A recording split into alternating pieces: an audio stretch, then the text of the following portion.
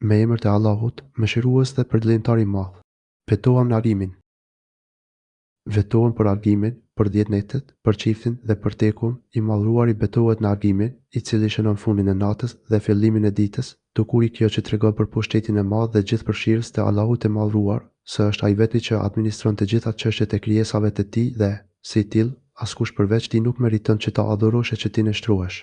Pikërisht në argim është koha e kryerjes së një adhurimi të mrekullueshëm, që me të vërtetë meriton që Allahu i madhruar të betohet për të, ai është namazi i sabahut. I madhruari vijoi me betimin për 10 netet, të cilat, sipas mendimit më të saktë, janë 10 netet e fundit të muajit Ramazan, ose 10 ditët e Dhulhigjes. Këto janë net dhe ditë të veçanta, në të cilat kryen adhurime që nuk kryen në periudhat e tjera. Në 10 netet e fundit të Ramazanit ndodhet nata e Kadrit, e cila është më e mirë se 1000 muaj, ndërsa në ditët e tij kryhet agjerimi, i cili është njëri nga shtyllat e Islamit. Ndërsa në 10 ditëshin e Dhulhigjes ndodhet dita e Arafatit, ditë kur Allahu i fal dhe mbulon gjunahet e robërve me një falje të madhe dhe të mrekullueshme, me të cilën dëshpëron shejtanin e mallkuar. Kur nuk është parë shejtani i mallkuar me i pështruar dhe me i pavlerë sesa në ditën e Arafatit, kur mëshira dhe begatitë e Zotit zbresin mbi robërit e tij njësues. Gjatë këtyre ditëve zhvillohen shumë adhurime të haxhit dhe të umrës. Të gjitha ato janë shumë të rëndësishme, aq sa meritojnë që i madhruari të betohet në to. Dhe 10 netet.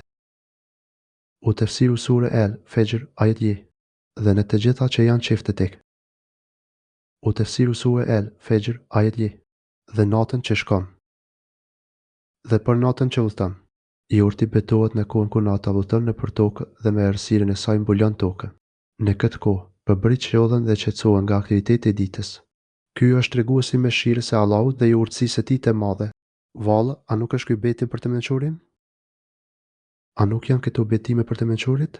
Piçuditse kjo është një pyetje, përgjigjja ndaj së cilës është: po, o Zoti ynë, madje vetëm një pjesë e tyre do të ishin të mjaftueshme për të marrë mësim dhe përvojë çdo kush që ka zemër të gjallë dhe dëgjon me vëmendje. Vallë, a nuk di ti se çka ka bërë Zoti yt me Adin? A e di ti se ç'përi Zoti yt me Adin banorët e Erimit me ndërtesat e larta? Si ata nuk është krijuar askush në tokë. Kuptimi, a e ke parë me zemrën dhe mendjen tënde atë që Zoti i bëri me këta popull të shënuar në gjinohe. Eremi ka qenë një vend i njohur në Yemen me ndërtesa të larta, nëpërmjet të cilave ata tregonin forcën, arrogancën dhe tiraninë e tyre. Askush nuk është krijuar si populli i Adit për sa i përket forcës dhe ashpërsisë së tyre. Profeti Hud u tha atyre: "Vallë, po habiteni që udhëzimi nga Zoti juaj erdhi përmes një njeriu prej jush si parajajmërim. Kujtoni se ai ju bëri sundues pas popullit të Nuhut dhe ju ashtoi fuqinë fizike. Kujtoni të mirat e Allahut, që të gjeni shpëtim." El Araf 69. E me banorët e qytetit i Rimes, pronar të pallate madhështore. U tefsiru sure El, Fejr, ajet 6. Çfarë nuk ka pasur askund tjetër? U tefsiru sure El, Fejr, ajet 6. Dhe si dënoi Themudasit, të cilët kanë këdhendur shkëmbinë e Lubin. Po me Themudin, të cilët këdhende shkëmbinë në Lubin, me fuqinë e tyre, ata këdhenin shkëmbinë në Lubinën Kura, dhe pastaj banonin në to, dhe Faraonin, pronarin e shtyllave. Dhe me Faraonin me ushtritë e madhe. Këta i kaluan kufit me padrejtësinë e tokë dhe shtuan shkatërimin e të. Faraoni e kishte përforcuar pushtetin e tij nëpërmjet ushtrive të shumta. Të gjithë këta popull të përmendur, Adi, Themudi dhe Faraoni me ushtritë e tij, i kishin shtuar padrejtësitë në tokë, i kishin kaluar kufit me gjinohe dhe me vuajtjet që u shkaktonin robërve të Zotit në çështjet e fesë dhe të dynjas. Shkatërimi që ata sollën në tokë ishte kufri dhe frytet e tij të idhura. Ata këmbënguren në luftën kundër profetëve të Zotit dhe në pengimin e njerëzve nga rruga e tij. Por kur arritën kulmin me gjinohe, që e bënte të detyrueshëm dëshkimin e tyre, atëherë që kanë bërë zullum pa të drejtë në tokë. U tefsiru sure El, Fejr, ajet 10. Dhe shtonin nga terresat. U tefsiru sure El, Fejr, ajet 10. Andaj Zoti yt e lëshoi mbi ta kanxhikun e dënimit lloj dënimish. Por Allahu lëshoi kundër tyre kanxhik të ashpër ndëshkimi. Allahu i madhruar dhe krenar lëshoi kundër tyre disa ndëshkime të ashpra. Kështu ndëshkohet çdo kriminal kryeneç, sepse me të vërtetë Zoti yt i pret ata në pusi i përcjell punët e tyre. Padyshim, Zoti yt u rri në prit. Allahu i madhruar rri në prit të çdo kujt që nuk i bindet dhe kundërshton adhurimin e tij. Ai vërtet afatizon robën, që ai të ketë kohë mjaftueshëm për të reflektuar dhe për të kthyer i penduar e i nështruar tek Zoti i tij. Por kur ndëshkimi i tij zbret mbi zullumçarin, ai është i dëmshëm dhe i ashpër, ashtu si ditë ndeshkoi krenari i plotpushtetshëm. Por Perëndia kur ta provoi njeriu të adhurojë me begati, ai thot: Zoti më sjell në mënyrë bujar ndaj meje. Kur Zoti e sprovon njeriu duke i dhënë nder dhe begati, ai thot: Zoti më ka nderuar. Por kur e sprovon duke i apaksuar riskun, ai thot: Zoti më ka nënçmuar. Jo, nuk është ashtu. Allahu i madhruar na tregon rreth natyrës së njeriut, duke thënë që njeriu është i prijur drejt ignorancës dhe padrejtësisë. Njeriu është i paditur rreth përfundimit të çështjeve. Ai mendon se gjendja në të cilën ndodhet nuk ka për të ndryshuar, por do të vazhdojë ashtu. Njeriu mendon se mirësitë që Zoti i jep atij në jetën e kësaj bote tregojnë se ai është i nderuar dhe i privilegjuar te Zoti i gjithësisë. Por kur Allahu i madhruar dhe i urtë ia pakson furnizimin, duke i dhënë veç sa ka të nevojshme dhe jo më shumë, njeriu e mendon si një poshtërim nga Allahu për të. Por Allahu i madhruar ia hedh poshtë këtë lloj gjykimi të pavërtetë dhe thot: Jo, nuk është ashtu. Pra, jo çdo kusht të cilët Allahu i ka dhuruar begatitë e kësaj dynjaje është i dashur dhe i gjellur i tij, dhe jo çdo kusht të cilët ai ja ka paksuar këto begati është i pështruar dhe i pavlefshëm tek Allahu. Mësojeni, pra, se pasuria dhe varfëria, rehatia dhe trazimet, të gjitha janë sprovë prej Allahut të madhëruar, nëpërmjet të cilave ai bën të dallohen qartë cilësitë dhe veprat e robërve. Kështu dallohen ata që janë mirënjohës ndaj të madhëruarit bujar dhe të durueshëm ndaj porosive të tij. Atyre që tregojnë mirënjohje dhe durim sikurse Zoti ka porositur, ai u premton shpërblim të pamat. Ndërsa për ata që shpërfillin këto porosi dhe kalojnë kufit, ai ka përgatitur ndëshkim të dëmshëm dhe poshtrues. Angazhimi i njeriu vetëm me dëshirat dhe synimet e veta është tregues i vullnetit të tij të dobët, prandaj i madhëruar i qorton ata që nuk interesohen për gjendjen dhe nevojat e të tjerëve, duke thënë: kur ta provoj atë, duke ja munguar furnizimin, atëherë ai thot: Zoti më ka poshtruar. U tefsiru sure El Fejr, ajet 15. Jo, por ju nuk po i respektoni bënjakt. Por ju nuk nderoni jetimin. Jetim është fëmia që nuk e ka babain apo një kujdestar të ligjshëm, prandaj edhe ka nevojë për ngushëllim ngrohtësi dhe bamirësi. Por njerëzit nuk kujdesin për ta, madje i poshërojnë dhe nuk u japin hakun. Kjo tregon se zemrat e tyre nuk njohin mëshirë dhe nuk synojnë shpërblim nga Zoti, dhe nuk po e nxjerrin njëri tjetrin për të ushqyer të varfërit. As nuk nxjesni njëri tjetrin për të ushqyer të varfrin, nuk nxjesni njëri tjetrin për shkak të kopratësisë dhe dashurisë së pamat që keni për këtë dynja, e cila ka pushtruar çdo skut të zemrave tuaja.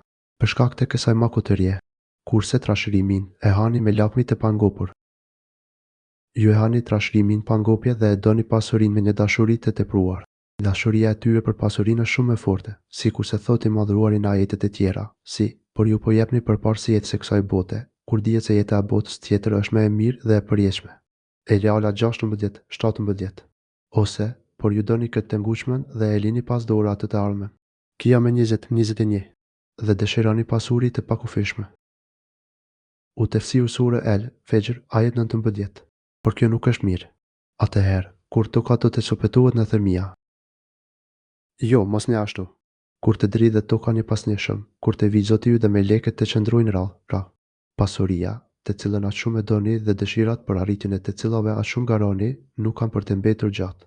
Përpara jush është një ditë e madhe që ju pret, një tmerr i madh që ka për t'ju përfshirë të gjithëve dhe gjithçka. Atë ditë, toka dhe gjithçka mbi të do të përplasen dhe të rënditen fort, aqsa çdo gjë do të kthehet në pluhur dhe toka do të jetë e shtrirë, pa gropa dhe pa malën e të.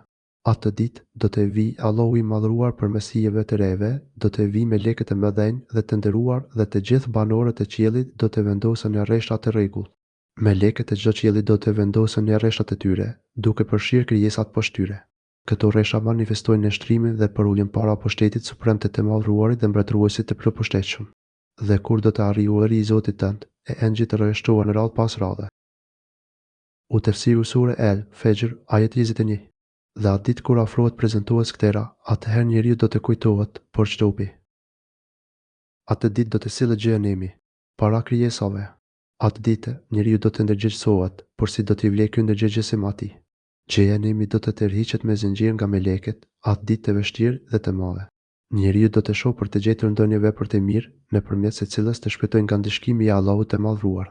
Të mirat dhe të keqijat do të dalin në shesh dhe njeriu do të shohë qartë se çfarë ka përgatitur për atë ditë. Atëherë, ai do të dëshirojë që të kthehet në dynja dhe të bëjë vepra të mira, por kur nuk do të mund të kthehet. Koha e pendimit mbaroi me dynjan. Kështu, i dëshpëruar, njeriu do të thotë në dënes.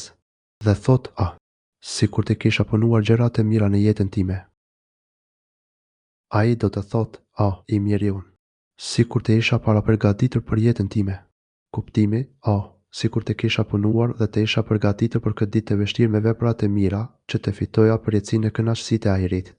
Në një ajet tjetër, i lartësuari thotë, ditën kur qielli do të çohet nga rrethët dhe melekët do të zbrisin rradh, prap. Atë ditë, sëndimi i vërtet i takon krejtësisht të gjithë mëshirshmit. Për jo besimtarët, ajo do të jetë një ditë e vështirë. Atë ditë, keqpërsi do të kafshoj duart e veta dhe do të thotë, i miri unë. Si kur të kisha ndjekur unë e drejtë së bashku me profetin. I miri unë. Si kur të mos e kisha bërë mi kaksh njeri. Në të vërtet, ai me largoi mua prej udhës së drejtë të Zotit pasi me pa të ardhur qartësisht dhe plotësisht. Shejtani është vetë se tradhtar për njeriu. El Furkan 25-29. Nga ky ajet mësojmë se jeta për të cilën robi duhet të përpiqet është jeta e ahiretit, sepse ajo është e pasosur. Atë ditë askush nuk mund të dënoj si ai dënimi i tij. Atë ditë askush nuk mund të dënoj si ai, askush nuk mund të lidh me pranga si ai. Për ata që e kanë haruar atë ditë dhe nuk përgatiten për të, Allahu i Madhruar ka përgatitur ndëshkim të dëmshëm. Ata do të lidhen në pranga prej zjarri dhe do të tërhiqen zvarpër në zjarrin e ndezur fort të xhehenemit. Ky do të jetë ndëshkimi i kriminalëve. Ndërsa atyre të cilët e kanë gjetur prejen dhe qetësinë në adhurimin e Zotit, që e besojnë sinqerisht Zotin dhe ndjekin rrugën e profetëve, atyre do t'u thuhet. Dhe atë ditë askush nuk lidh në pranga si ai. U tefsiru sure El, Fejr, ajet 25. E ti, o shpirti besuar këmbëngurës në besim. O ti shpirti bindur plotësisht, ktheu te Zoti yt i kënaqur e i pranuar. Hyr në mesin e adhuruesve të mi, të devotshëm. Kuptimi, o ti shpirti i kënaqur me përmendjen e Zotit dhe me dashurinë për të. O ti shpirt që ke gjetur qetësinë duke adhuruar Zotin tënd. Ktheu te Zoti yt, që u kujdes për ty duke të dhuruar mirësitë e shumta dhe mirësimet e mëdha, besimin, nëpërmjet të cilit u bëre pjesëtar i robërve të zgjedhur dhe të dashur të Zotit. Ktheu te Zoti dhe i dashuri yt tek Allahu i Madhruar. Ktheu i kënaqur me Zotin tënd, me mirësitë e shumta që ai ka fshehur në xhenet për ty. Ktheu te Zoti yt që është i kënaqur prej teje. Ktheu te Zoti yt i kënaqur, sepse edhe ai është i kënaqur me ty. U tefsiru sure El, Fejr, ajet 27. Prandaj, hyn mes të dashurëve të mi. U tefsiru sure El, Fejr, ajet 27. Dhe hyn në xhenetin tim. Hyn në turmën e adhuruesve të mi. Dhe hyn në xhenetin tim. Këto fjalë drejtohen shpirtit në ditën e gjykimit dhe në momentin e vdekjes.